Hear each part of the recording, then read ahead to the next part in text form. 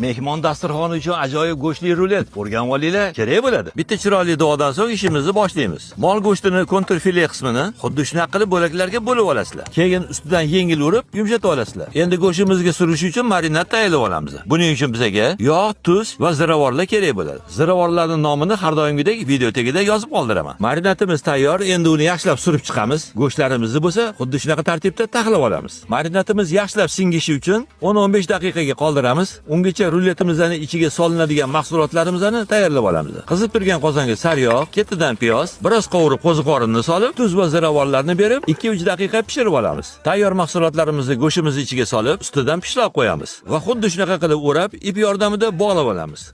Gaz listiga birinchi bo'lib piyoz, ustidan pomidor qo'yib, ruletlarimizni taxlab olamiz. Ustiga rozmarin qo'yib, qolgan marinadni surib chiqamiz. Birinchi bo'lib pergament qog'oz, uni ustidan folga bilan yopib, 170-180 gradusga 1 soat 20 daqiqaga yuboramiz. Taom tayyor bo'lguncha mehmon dasturxonimizga Rozmetov brendidan alpomish pishirilgan kolbasalarni kesib qo'yamiz. Chunki Rozmetov kolbasa va go'sht mahsulotlari tam kuchaytirgichlarsiz sifatli go'shtdan ishlab chiqariladi. Yanada to'yimliroq va mayinroq bo'lishi uchun unga tabiiy sariyog' ham qo'shib tayyorlanadi. Mana taomimiz ham tayyor bo'ldi. Ana endi uni chiroyli qilib kesib, laganga taxlab chiqamiz.